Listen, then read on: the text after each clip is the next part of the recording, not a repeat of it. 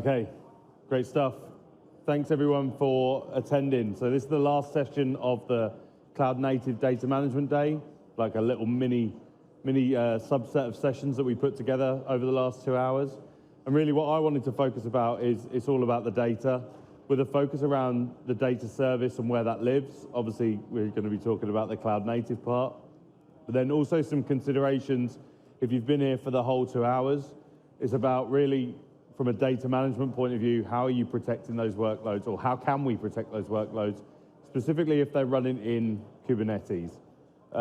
So just to introduce myself, so I'm Michael Cade. I'm a senior technologist at Kasten by Veeam. So Kasten, I'll touch on this in a little bit of the session, is really focused on Kubernetes backup.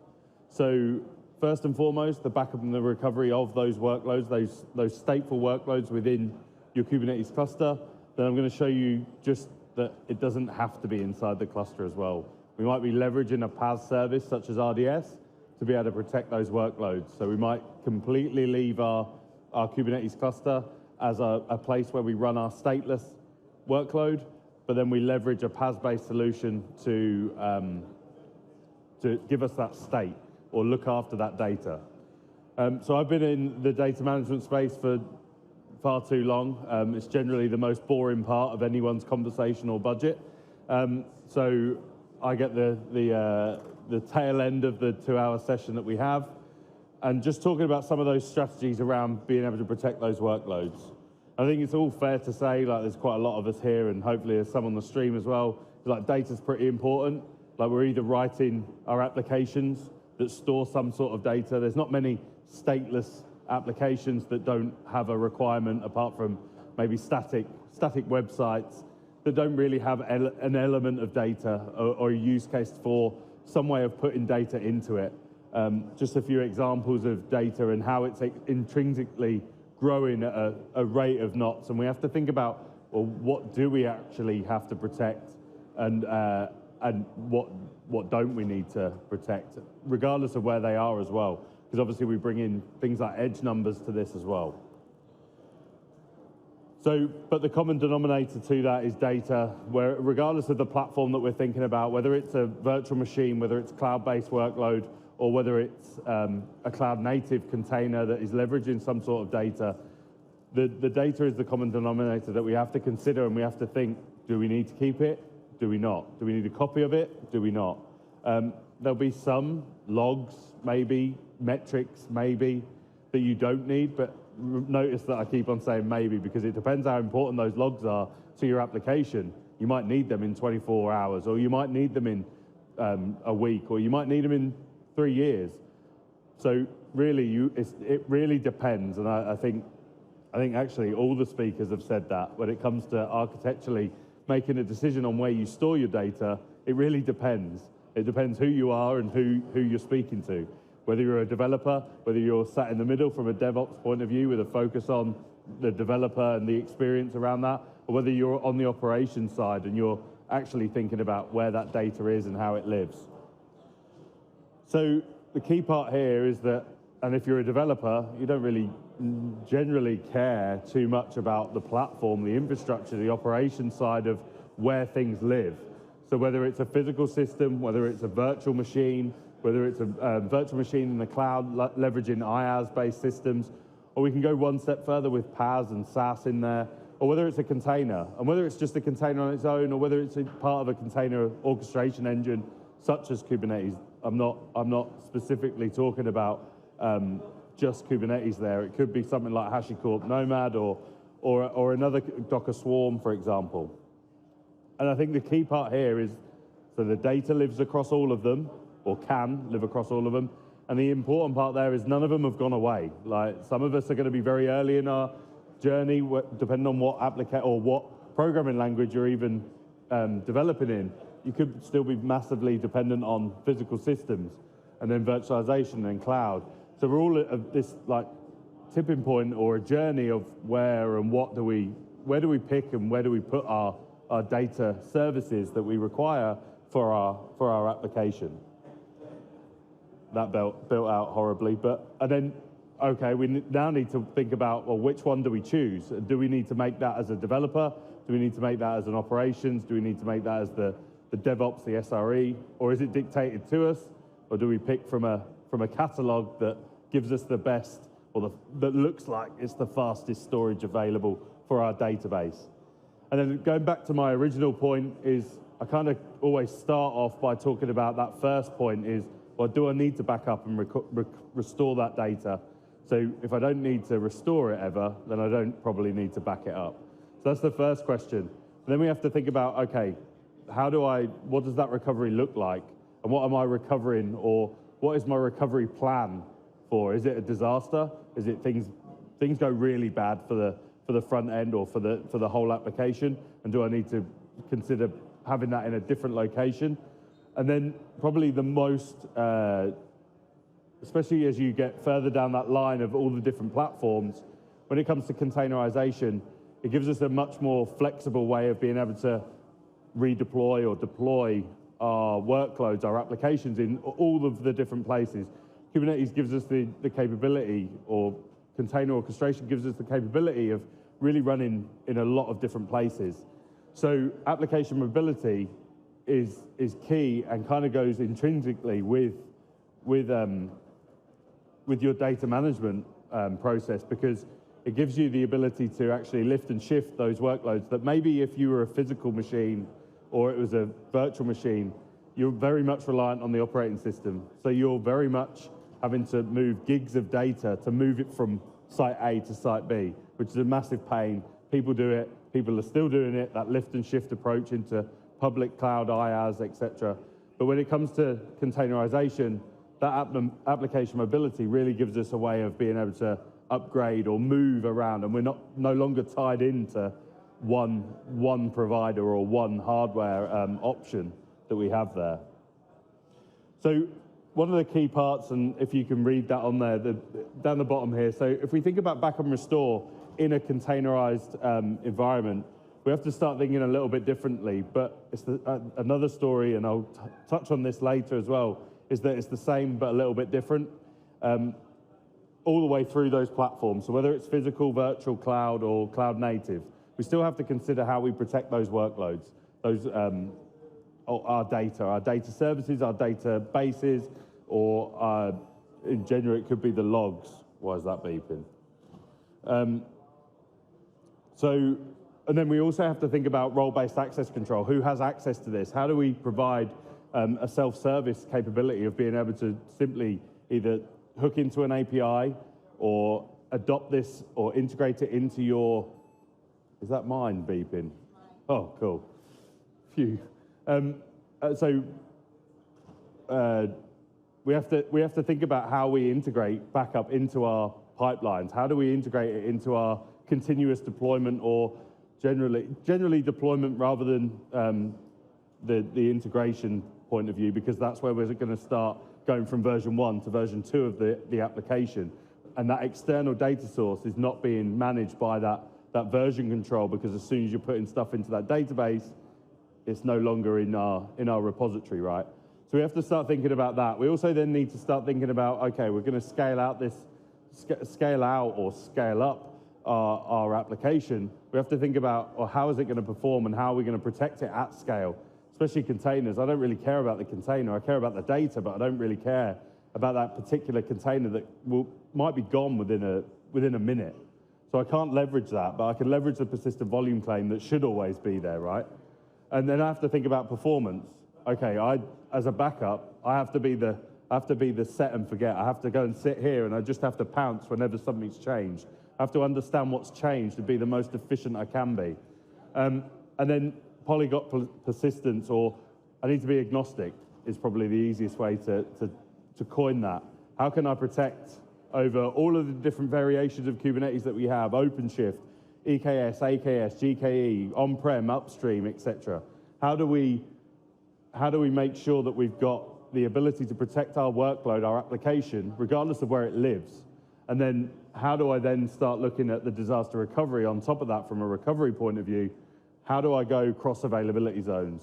Again, it might be different storage tiers that we have available to us. So how do I automate that? How do I make that simple? How do I schedule that?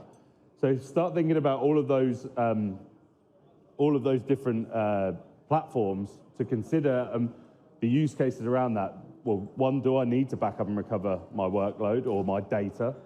And then where to, and what level as well? Like, you might have a Kubernetes cluster that is completely safe, maybe.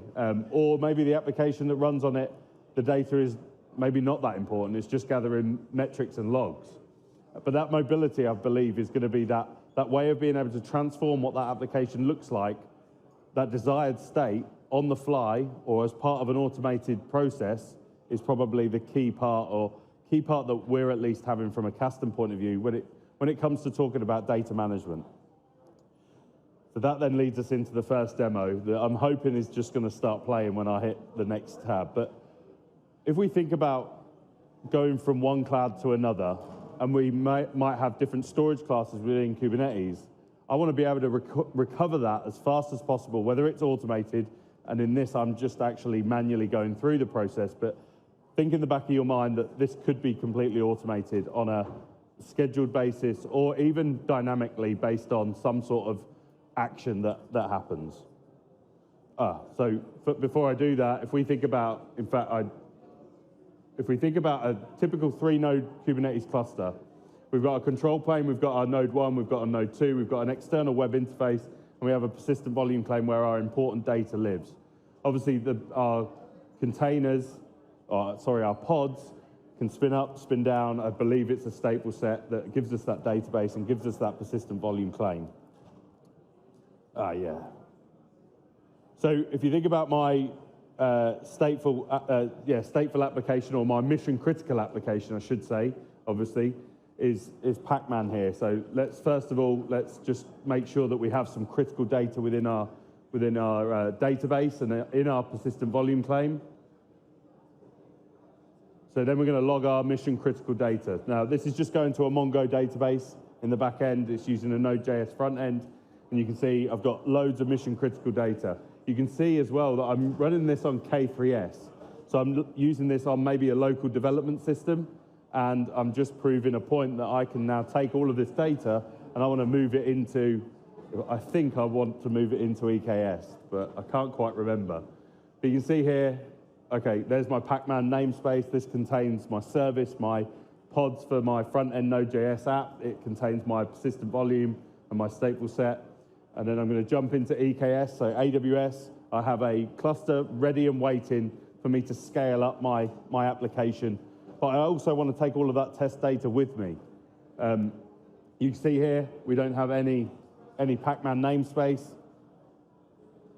So what we're going to do is we're going to leverage casting K10 to go and take that in a consistent fashion, and we're going to go and deploy that into our environment. So we have an import Pac-Man policy. We're going to restore after the import. So again, we've got lots of characteristics that we can bring here. But what we're going to do is we're going to change the storage class, because I'm using K3S here, and it might be storage class cheap. And I'm going to go to AWS EKS storage, which might be expensive. So I'm just changing that on the fly. But the most important part there is I'm going to be in control of that PVC. I'm going to import it from object storage. So prior to this, I'm taking backups of my mission critical application, and I'm sending that to an S3 backup location. And I've created this import policy. Now, if I dive into that EKS cluster, you'll see here that I have that policy in place, and I can hit run once. You can specify again, you can automate this whole process, but that would be a pretty boring demo if I just showed you here's one and here's the other. So what I'm doing now is that I'm going to start restoring that, or migrating, or cloning, whatever way you want, whatever the use case is, right? Because it could be the other way. It could be, from a development point of view, I now want a copy of that data locally on my K3S cluster. So it could be that you're wanting to clone this as well as migrate it, or actually it is a recovery. I want to actually bring up my, something bad has happened to my K3S cluster, and I want to bring it up in EKS or another place. So while I was babbling on, everything's coming up, as you can see. And now if I go to that AWS, the load balancer IP address, I should get into my, the spoiler alert is that I know that it's going to be there. I recorded it. And then we're going to see our Pacman, our Node.js front end. And you'll see that, first of all, it tells me that I'm in AWS now, so that tells us that. If I jump into high scores, though, all my mission-critical data should be there. Happy days. And really, again, just to highlight that data management isn't just about the fire, flood, and blood. Like, it's also about how can I migrate data and clone data to take advantage of that data? How can I get insights into my business by being able to expose that to another service? Like, maybe it's leveraging Google services to just glean that little bit of information, quickly spin up, and then get rid.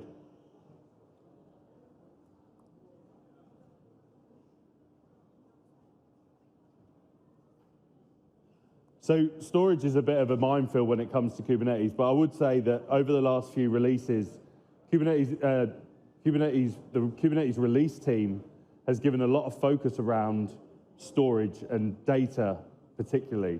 So when you've got your application, and again, we look back at that Pacman app, we have a stateful set which has a pod, and our app that is connected to a persistent volume claim or a persistent volume, and then we have our external storage.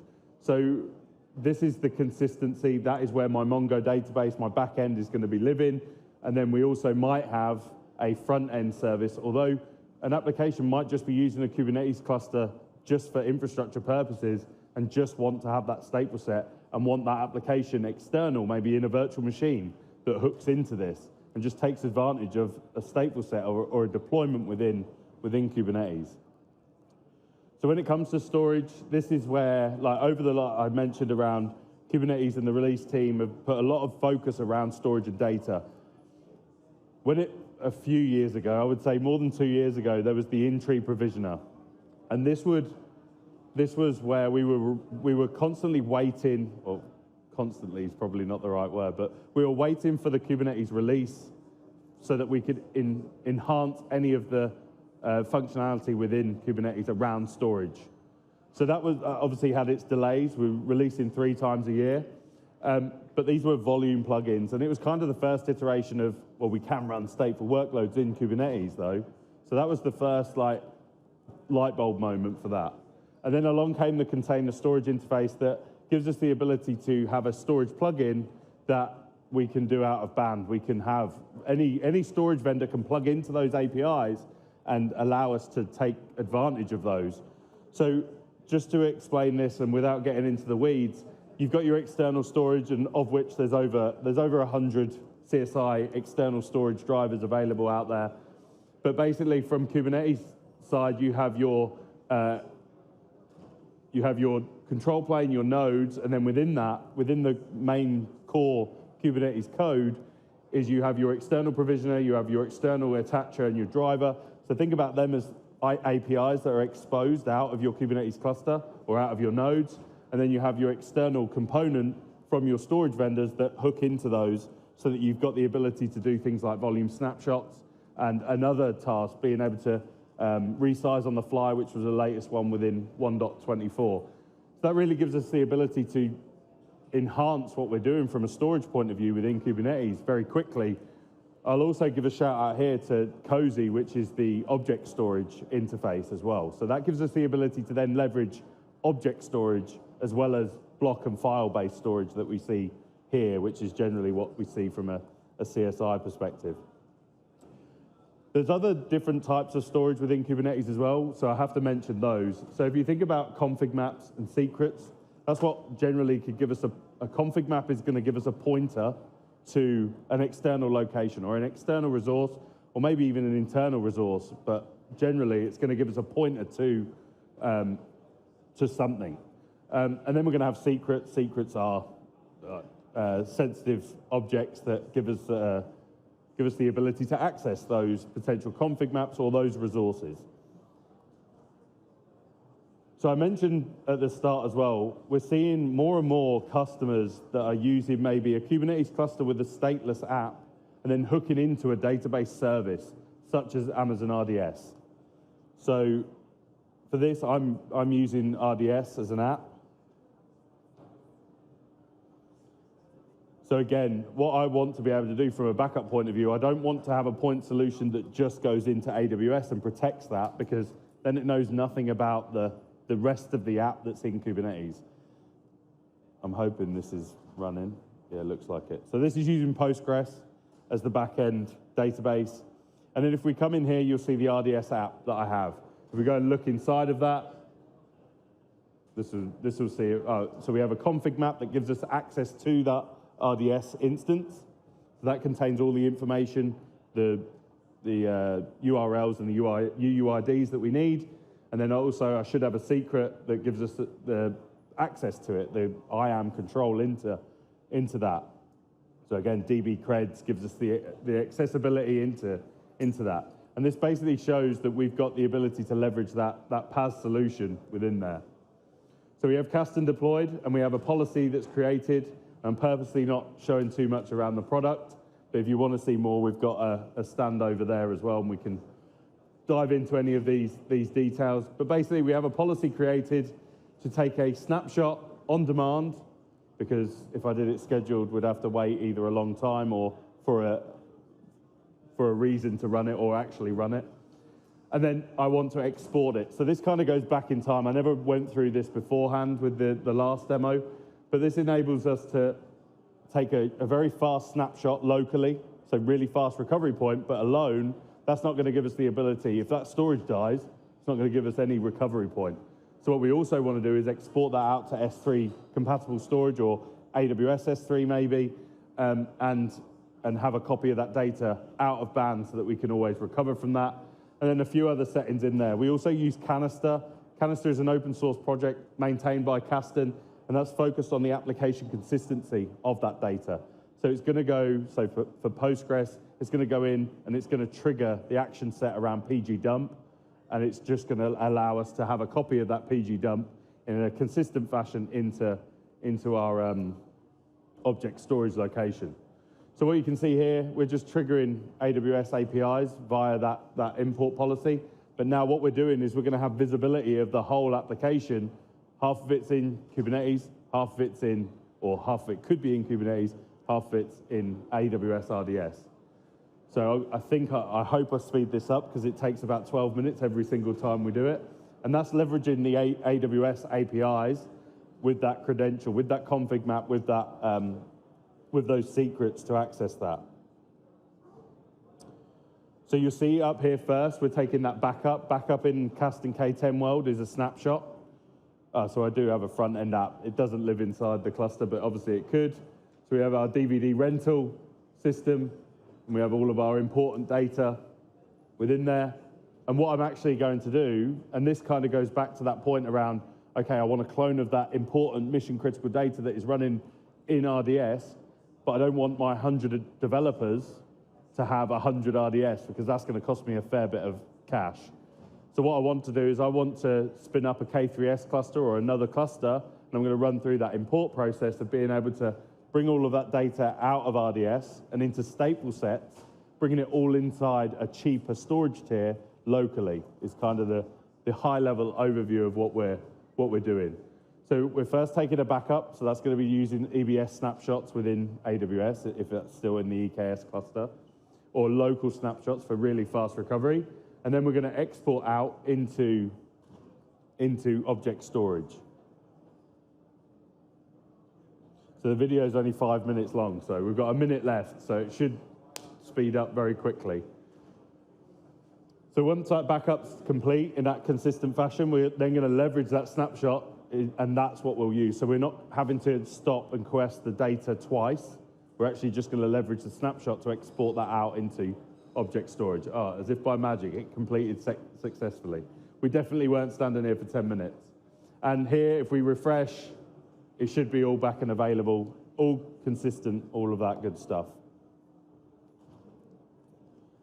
So next thing I want to do, so RDS, I can access this. Think of this as my production front-end database. This is what my version of Blockbuster is using. I don't know if that translates to everyone, but the ability to buy and sell DVDs. Now I want to restore it, but I want to bring it back locally for my developers to use that data and maybe glean some information from it, or just leverage that data. So I'm going to take my exported copy, and I'm going to choose, well, where is this going to go? So maybe I just bring it back locally, or maybe I bring it back to another cluster. Notice here that I'm bringing this back to GKE. So I'm going to bring it all back as a stateful set within there. So, oh no.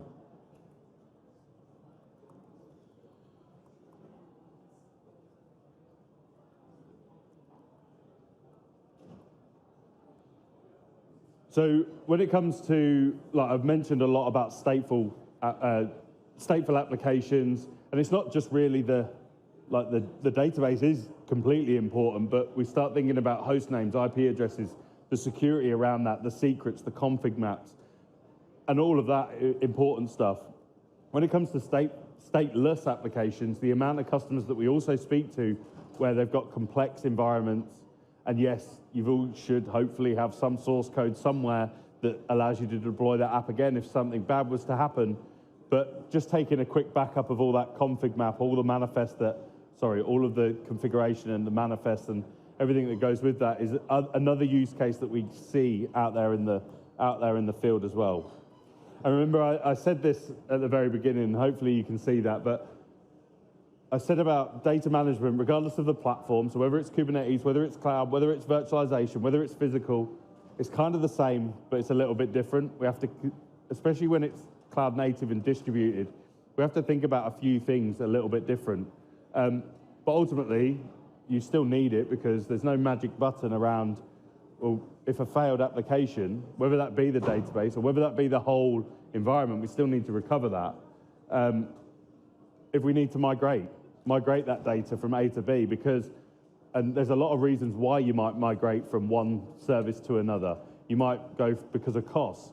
It might be because of risk. It might just be simply because of scale. But then also, how do I optimize it? Well, I can go to a bigger and better, faster cluster. So I want to be able to migrate my whole entire app, not just my source code. I need my external data as well. And then we need to protect that data in a similar or an SLA. So kind of the key bullet points, the 5 key bullet points. 1, protecting the persistent storage. There's no magic button within Kubernetes. We still need to have that protection. I mentioned around stateless and complex environments, so where you've got 300 potentially stateless applications within one cluster. How do we protect that? Or how do we recover that very quickly? Protecting individual stateful workloads. It might be that we run multiple or one important database or data service that we have to completely focus on. Stateless configurations, things like load balancing. And then configuration of the stateful workloads as well. It's all well and good being able to go in and get that PG dump, which we can absolutely do using Canister, open source project, but wrapping that all around in an orchestration model for backup or for data management is the key part there. So the focus, I should take Kasten out there. The focus really for us, if anyone's deploying anything into Kubernetes and looking from a data management point of view, we have to look at the whole application. There's no point in us just looking at the data service. There's no point in just going to protect RDS. We have to think about the whole application, and that includes things like the config maps, the secrets, the services, and everything that builds up that so that we've got the ability to restore that wherever we want. Another key part of Kubernetes is the freedom of choice. Like from a distribution point of view, we can pretty much run Kubernetes anywhere. But also from a data services point of view, no one should be locked in because, whatever that reason may be, to using a particular data service. But regardless of what that data service is, we have to consider how we protect that data service. So the freedom of choice around that, and then the storage. I mentioned like one of the use cases was being able to move from one storage to another, cheap to expensive, or I should say maybe slow to fast. That's probably more PC around there. But being able to migrate that and not being locked into any of these choices or not being locked out of anything else. So I think that's time as well. So the final thing is to share a resource around Kubernetes free learning resources around that. So not necessarily Kasten from a product point of view, but that QR code will take you to, I think we've got about 7 labs now that talk about all things data management. It talks about the system volume, storage security, and also just getting a Kubernetes cluster up and running as well, and giving you the key fundamentals when it comes to running workloads within Kubernetes. But yeah, I know that's time. So if there's any questions, I'll be hanging around down the back. But hopefully that was useful. Thanks very much.